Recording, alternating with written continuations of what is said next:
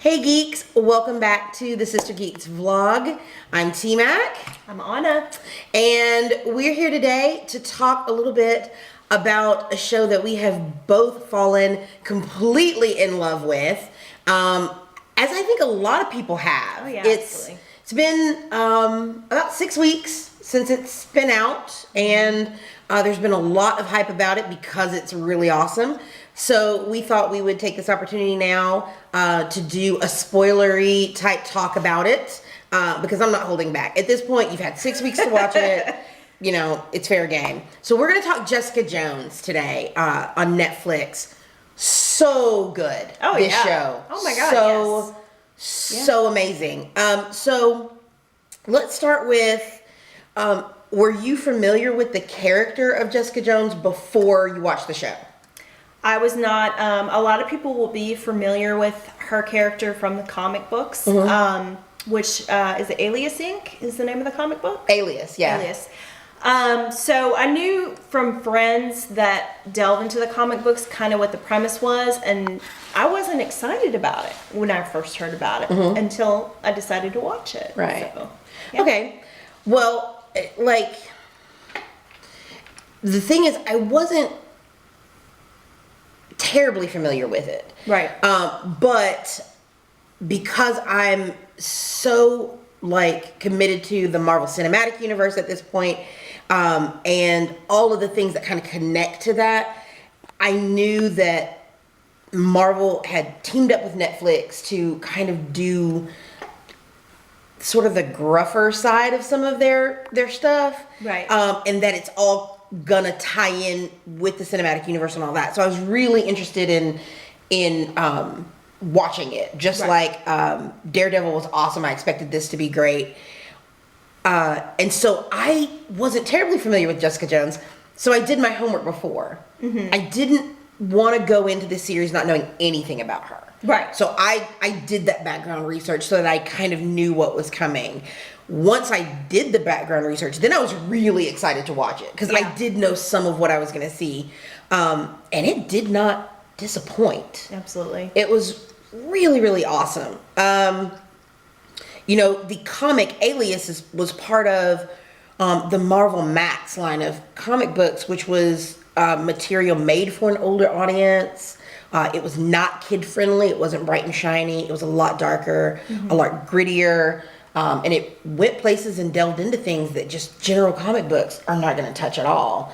And I think it was really smart on the part of Marvel to partner with Netflix to cover that. Absolutely.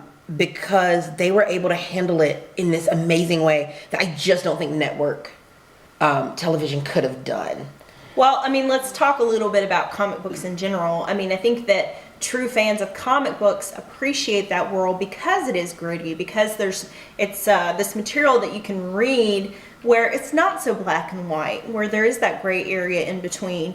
And although superhero movies are great because you get caught up in that world, it's not always true to the comic books. And that's, you know, along the lines of what you're saying about Netflix, because they're not held to those same standards as maybe cable television is, they are able to kind of give fans that, what they're yearning for, that more being true to the comic book world. Yeah. And of course, Marvel is doing things so well in how they're setting up all their heroes and all their characters and how they're putting all of that together the same way that they did the cinematic side, where they introduced this character, this character, this character, and this character, and then brought them all together. They're doing the same thing here with Netflix. Right. They've introduced Daredevil and Jessica Jones. They'll be introducing Luke Cage. Well, they've introduced Luke Cage, but he'll have his own show. Right. And then they'll introduce Iron Fist with his own series as well. Right. Before they bring the four of them together in the Defender series. And I'm really, really excited to see all of this play out because Netflix clearly has a great handle on this this situation, and I think it's only going to get better moving forward. But let's talk about the quality of Jessica Jones and what made it so terrific. What to you stands out as some of the more amazing aspects of this particular series. Well, I mean, you can have a great supporting cast, but you have to have the main character be awesome. They're representing, and Kristen Ritter does that as Jessica Jones. She's completely fills the role. Jessica Jones is supposed to be this person that has a good heart, but at the same time has been through so much crap that you can't even believe that she's still standing. And I liked Kristen Ritter in other roles that she's done in the past. She strikes me as this girl that is like no bullshit.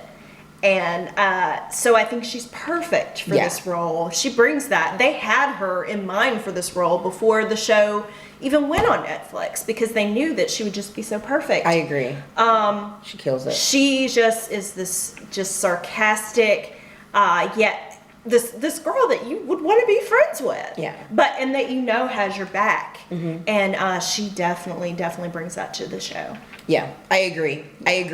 And when you've got someone who's so good in a lead role, and she is great, she's able to be show the strength and the vulnerability of Jessica Jones at the same time. Yes. And both are pretty immense, and so that's a talent there. But she's got such great support from the entire cast, but particularly from David Tennant. His portrayal of Kilgrave in this show is like utterly astounding. It was incredible because I'm a fan of David Tennant. I adore him. And you have that background being a Doctor Who fan, but he was on Doctor Who. Yeah, and he's my doctor. He is my doctor. But even with that background, I was not prepared for what he brought to this role. There were times when I was kind of swooning and my skin was crawling at the same time. Like it just, like the guy is such a creep. The character is such a creep. But he's like this charming creep who's a psycho. But that takes talent. He pulls all of that out at the same time. And it's really incredible because his power obviously is to manipulate those around him, to control people. What I found so amazing was the way David Tennant was able to play that character. He managed not only to manipulate the people sharing the screen with him, but also me as an audience member. There were certain times I had to kind of pull back and go, wait, I'm being completely manipulated right now. Like, I'm wanting to feel sorry for him. Right, I'm wanting, absolutely, yeah. I'm wanting to comfort him, but no, he's a psycho creep and a killer and crazy. Like, no, pull back. And that takes some serious talent. Oh, absolutely, yes. And so, as someone who is already a fan of him, like, it's next level. Oh, yeah. It's next level. So, and then, when he and Ritter on the screen together. Yeah, it's powerful. It is really powerful. That's exactly the word I was going to use. It's incredibly powerful. What a lot of people are talking about as far as this show and what it has done in a really positive way is address the issues of abuse and control and manipulation within relationships. And it's something that needs to be addressed because a lot of people forget that abuse isn't only physical. Right. There's a lot of ways for a person to be abused by another. And this show talks to all of that, to mental abuse and emotional abuse and the uber abusive nature of manipulation and controlling people and being controlled even when you get away from someone. Right, yeah. Like the fact they still have control over you, or he still impacts her world, even though he's not in the immediate area. He still gets in her head. Yeah, and she's not away from him. She hasn't completely escaped. Right. And so I think that's something that needed to be spoken to in our society. I read one really good article, and I wish I knew the author's name, and I unfortunately don't. But she was the victim of a stalker. For a couple of years, a guy that she was in a relationship with when she was underage, and he was like, I think she was 16 or 17, he was 23. And her parents fortunately got her out of that relationship, and for the next couple of years, he stalked her. And still manipulated her world, and she still had a lot of fear, even though he never physically abused her.